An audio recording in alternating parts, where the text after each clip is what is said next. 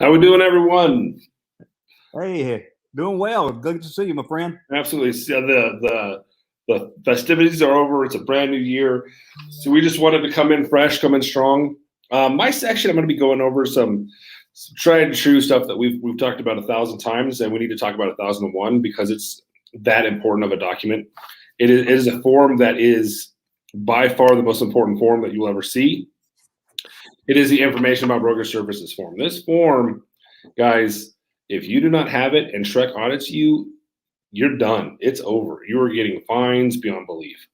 Um, Not only that, any correspondence that you have with any new clients or anything to that effect, this has to be in the body of the email. And that means above the signature line, it can be a link to a completed copy of the form, but it has to be there included in every single form that you do. It's extremely important that you do it. This is the information about broker services form. This form is there to explain to clients, one, if I represent a buyer, these are my obligations to the buyer. If I represent a seller, these are my obligations to represent a seller. And if I how it works if I were to work intermediary. And again, this is broker level information, not agent level information. So if they say, I don't want to work intermediary, you need to make sure they understand, okay, are you saying you don't want me to have work both sides or no one in my office to work both sides? Because that's a very important distinction to have. It also talks about sub-agency, and if you do not have written agreement to work or an agreement to work with the client as a buyer's agent, you will actually represent the seller themselves. And that's a good way to go in there and talk about the importance of a buyer's rep agreement and how that is helpful. Again, licensed broker or broker information, license number, email address, and phone number, designated broker of the firm, license number, email address, and phone number. These have to be there. The whole point that Shrek is very strong about making sure people understand is who to talk to if they're pissed at you. They want to know, make sure the client has the opportunity to talk to your superior. Then that next one down, licensed supervisor or sales agent. If it is not the broker, if you're under a team, you will put the team lead's information here, and then your information at the bottom, license number, email address, and phone number. It has to be initialed, and this has to be given to your client at the first substantial dialogue that you have with that client. It's very important you have this fill out. Kent, any other thoughts on that I'm missing? Yeah, one of the things that I would make sure you do too is make sure that when you, and I know things are moving fast, we're going to talk about that a little bit here in just a minute, but you can't have every one of your contracts and your information and brokerage services have the same date on it. You know, this is supposed to be done at your first meeting. And, you know, in most cases, we don't write a contract the first time we meet somebody. So make sure those dates are not exactly the same. That's just a big red flag to track, saying that you're not talking to them when you first meet them. Exactly. And guys, it's difficult. I think another thing, a lot of times clients are really hesitant to complete this because they're just now meeting you. You need to make sure you explain to them, guys, this is not guaranteeing sponsorship. This is not guaranteeing anything. This is just making sure you have received this information. All it is a disclosure. It is in no way, shape, or form binding you to anything. Yeah. And, you know, the good thing about it, too, is a few years ago when they changed it from actually a signature to just initials, you know, they don't sign it. They just initial the fact that they've seen it, which changes the whole idea of it. And then for some reason, and I mean, you and I have been doing this long enough where I don't think it bothers us, but for some reason, people are nervous to get people to try to sign that document, especially when they first meet them. And I think mostly it's because they don't explain it in a manner that they understand, that they're not trying to say we're signing up to be in business together for life. We're just saying that the state knows that you saw this information. Exactly. And that's the number one thing is I'm telling them that this is not in any way, shape, or form forcing you to work with me. It's just making sure that I've disclosed to you what my roles can be in this situation. There's 3 ways that I can represent you, either as a buyer's agent, a seller's agent, or as an intermediary. You have been explained to those 3 items. Like I said, real quick and easy with that. I think sometimes we need that refresher and the reminder that it's got to be in the email, reminder that it's got to be signed early in the transaction. And as Kid said, probably shouldn't be signed after the contract has been signed. And, you know, the other thing, guys, just get a bunch of them, print them off, keep them in your vehicle, keep them everywhere. You know, That way you can just, when you meet with somebody, you can pull it out. I know we live in the electronic world. I get that. Most of the stuff we get done, we get signed, electronically.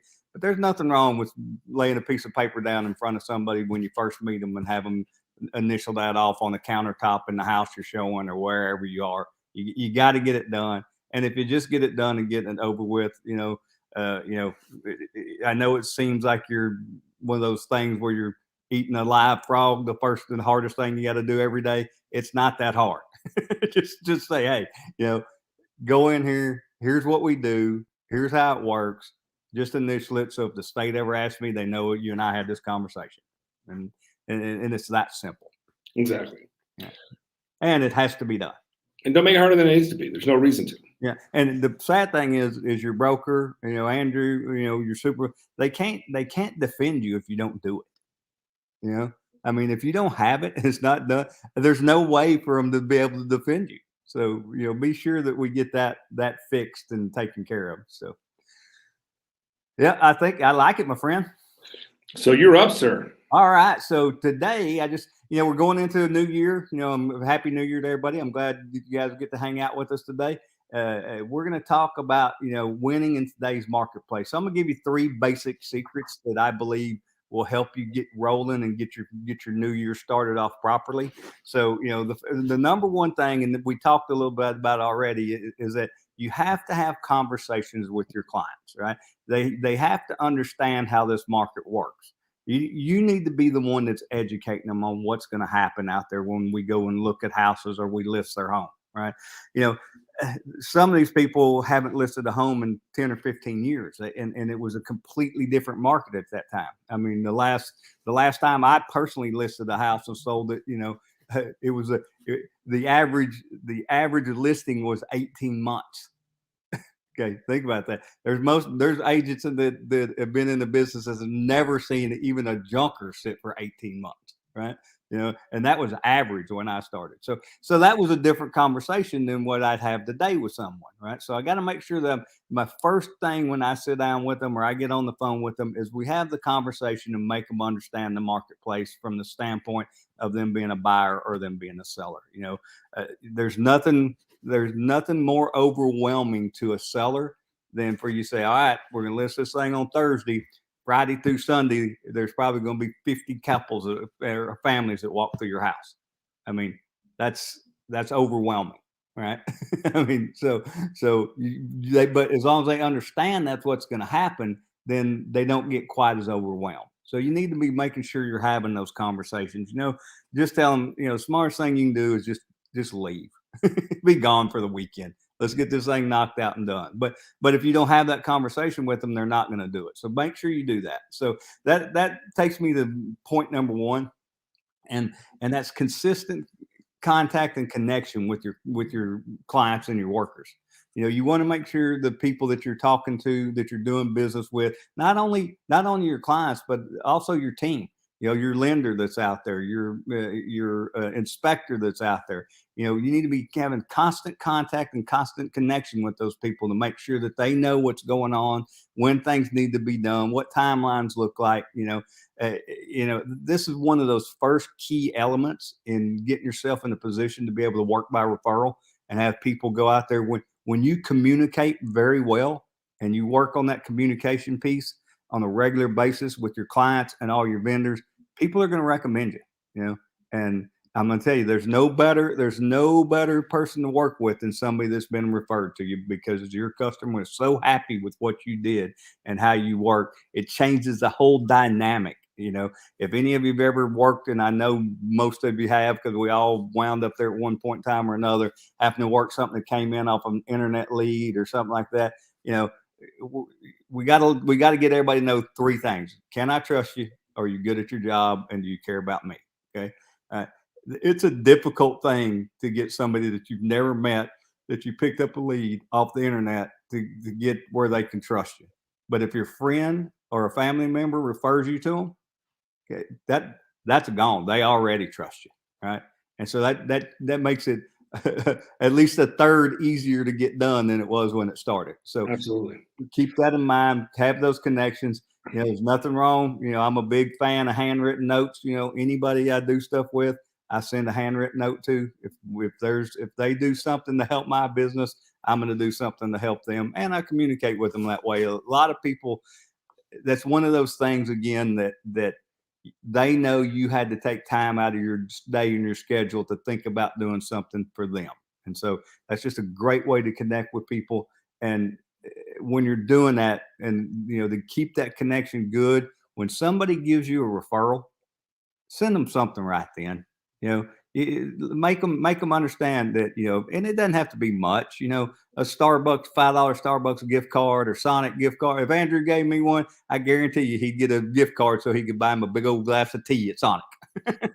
He's probably got one on his desk right now. There you go.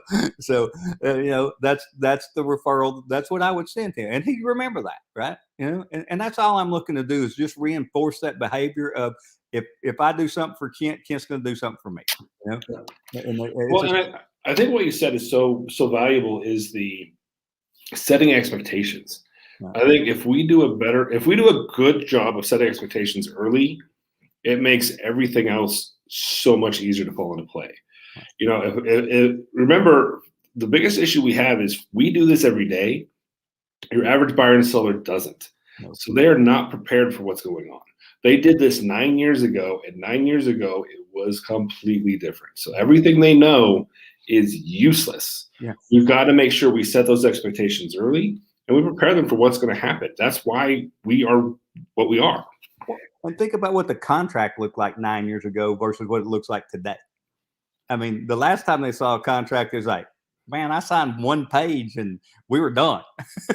Now it's document after document after document after amendment after addendum after bang. So you got that. Those are things you got to get people prepared for. Second thing that you need to start off early in the year with is really getting connected with your vendors, right? You got a lot of people out there that are either going to make you look really good or really bad. Okay. So you want to make sure you got a good connection with your lender, whoever you use for a lender. You want to make sure you have a good connection with whoever you're using for an inspector. You need to have somebody to refer insurance to. You need to have some vendors out there that can do repairs and things like that for them. You need to have good connection with those guys. Those are the perfect guys to meet early in the morning, buy a cup of coffee, grab lunch with them. I'm not saying you have to buy their lunch. Don't misunderstand that. Just going and having lunch with somebody is a big deal, right? I used to, one of the lenders we used to go to lunch every Friday for, probably 10 years. We went to lunch every Friday, and it was a lender, an insurance guy, and myself. And, we didn't pick up each other's lunch every time, but we had great conversation about the industry and what was going on in the industry. It kept us all informed because, everybody was finding out other little bits and pieces of things that went on. Then we had an opportunity to kind of decompress all that to each other and have more answers than other people would have, and have people I knew I could trust. If I sent Andrew over to this guy, Jim Menzel, Jim was going to take care of him. He was just going to take care of him. And I didn't have to worry about it.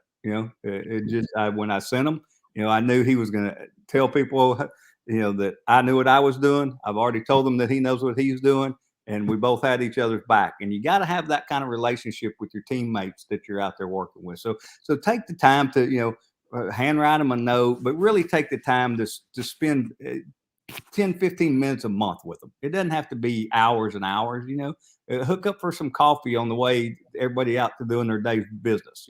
That's a great way to just meet at a Starbucks or whatever local coffee shops you got there, and just, sit down and chat for a little bit. What have you learned? That's why Andrew and I do this, is we want you guys to learn the stuff that we're learning on a regular basis, and so you have the opportunity to do that same thing with your vendors. So be sure that you're taking out and doing that, Well, we spend so much time in our own bubbles, in our own worlds. Yeah.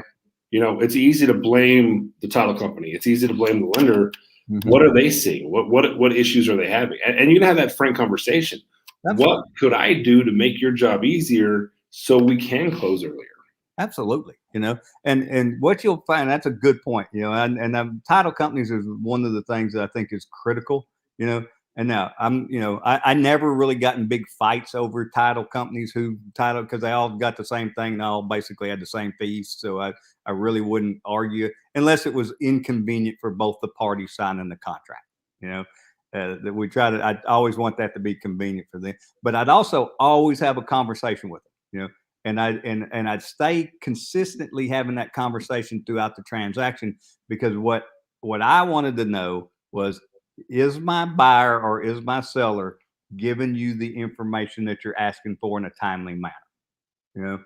Because when things slow down and title work doesn't get done, I'm gonna tell you, and you correct me if you think I'm wrong, Andrew, but I would say 7 out of 10 times when something slows down, it's because the client is not providing the information they need to provide in a timely manner. Absolutely. And it happens so much with lenders. It happens so much with title. Yeah. It's everywhere. I mean, it's like, why did we get this? Well, especially with Dodd-Frank Act going into play, as many years ago as it is now. But if these disclosures are not done, we can't do anything until they are. Exactly. It's not like, oh, well, we'll just move forward. We are stuck until this form is signed. Right. And if it takes you a week to fill out this form, then we are waiting a week, and we can't do anything else until this is done. Yeah, and if you didn't talk to your lender in a week or 10 days, I mean, you're that far behind. And then when it doesn't close, guess who's not getting a referral? They're going to blame you. Let's make it real clear. So you need to be up to date. That's another way we pick up referrals is by being on top of everything all the time and helping that transaction get moved. We get paid a lot of money to make sure things go smooth and make our clients look like this is easy, right? Yeah. I had a situation not too long ago where I called the lender to just I was representing the seller, and I was like, "Hey, I just want to know what's going on." He said, "Well, today's my last day. I don't work there anymore." I was like, "Oh, that's good to know." Yeah. Like one of the other agents, like, this guy doesn't work there anymore. What do you mean? Who told you that? He did. Yeah, and then and nobody took the time to tell you if they've even assigned that to anybody else. Yeah. That's why this communication throughout this contract is critical. That transaction has to be done.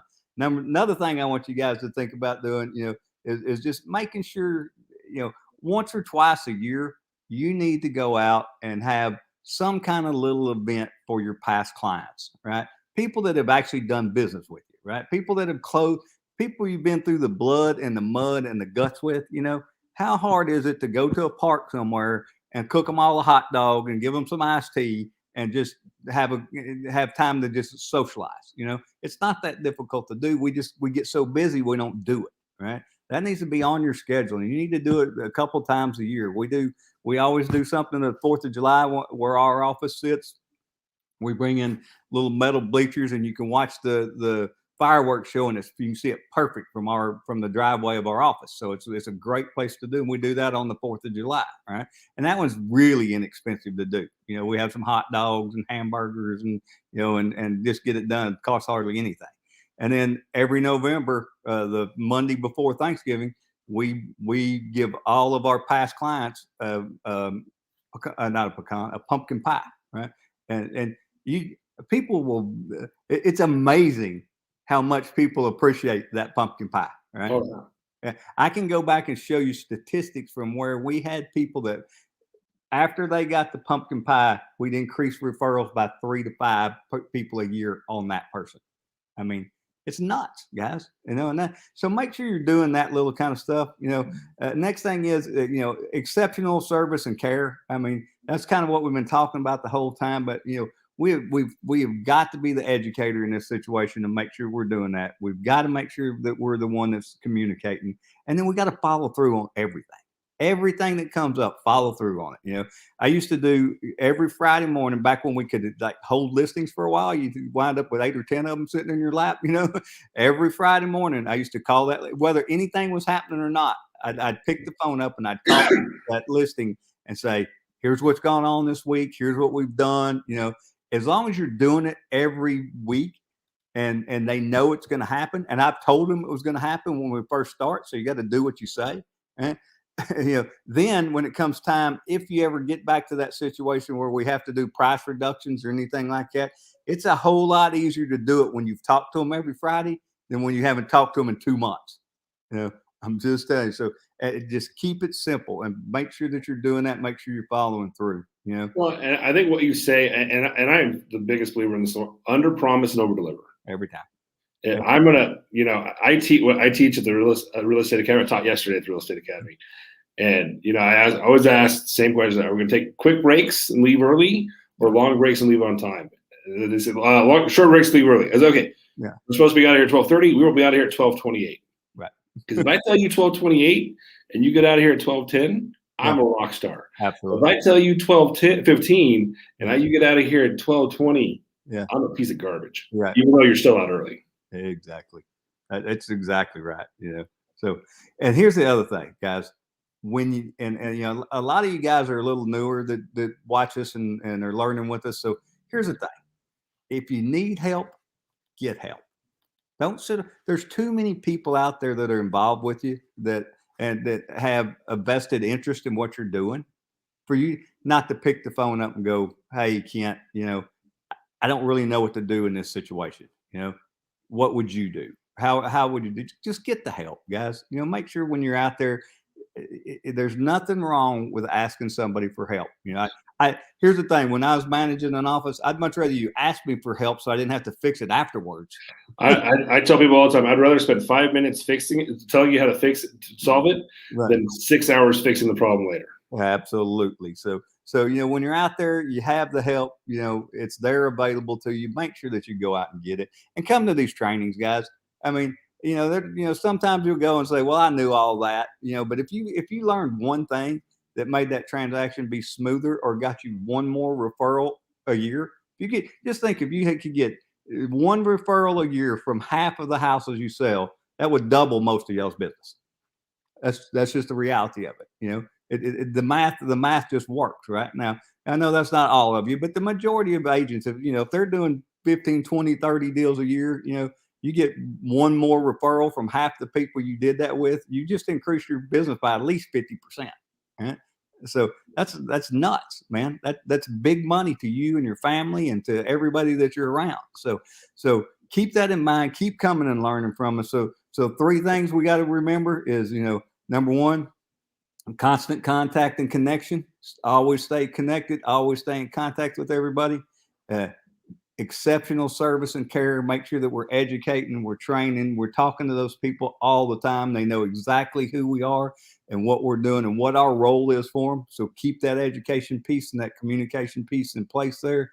And then number 3, if you need the help, ask for it. Okay. That's you. If you're not at a place where you can ask people for help, you need to find a new place. Mm-hmm. I mean, and this is not a knock on any brokerage, any style, anything. But if you have a broker, and everyone does, mm-hmm. and you can't ask your broker questions or your office manager, if you're that large, then you need to find out what are you paying for. Because what you should be paying for is the ability to have someone to have your back and make sure you're not making a mistake and end up in jail. Yeah. Well, they're in jail. Yeah. I mean, how many times have you and I and Brian and Nick and Haley and Colton and all just got together and just hash stuff out? Absolutely. I mean, we do that on a regular basis. We schedule time during the year to do that. and guys, let me be very clear. I'm a broker, and I've been a broker for a long time. Right. I call other brokers quite often. Hey, what do you think about this? How are you handling this? Yeah. And no, just because I've got a broker's license does not make me perfect in all things real estate. Yeah. So to sit there and say, "Hey, I know everything on the broker," absolutely not. I can think off the top of my hand 5 or 6 people that I will contact quite often and say, "Hey, what are you doing here? How are you handling this? What are you seeing?" And if you think you can't do that because you're the all-powerful broker, if you're a new broker to the world, hey, you're not a genius. No one has ever said, "Oh, that guy's so smart, he never asks questions." I ask questions. Ken asks questions. I go to conferences. Ken goes to conferences. The day you think you know everything, you know nothing. I'll never forget that conversation. We were doing a training similar to this, and afterwards I picked you up and said, "Whoa, I see that a little different than the way you see it." And I bet we spent an hour, maybe 2 hours, telling each other story on why we thought it went the way it went and what made sense and what didn't, And I think at the end of it, we probably both said, I learned something there. Yeah, absolutely. Yeah, and you just got to do those things, guys. So get the help when you need it. Let's go out there. Let's make 2022 the best year you've ever had. I am going to pitch a little promo. If starting, I'm actually going to do 100 Days to Greatness. I know we were going to start it earlier in January, but there's been a little situation where I've had to bump it back to February 7th is when we'll start. So if you're interested in learning those fundamental basic skills on how to work your sphere of influence and work by referral, send me an email at kentbush.com. I'll send you an invitation. It is a paid course. It's put on by the Buffini Company. I moderate the course. So, guys, we'd love to have you come in there and learn that with us. So take the time to do it. We will do it via Zoom and live. So if you're anywhere in the world, you can do it with us. So we'd love to have you. And that's my plug for the day. Good to go. All right, my friend. Kent, be good. Hope you guys enjoyed it, and we'll see you next week. All right, have a good one.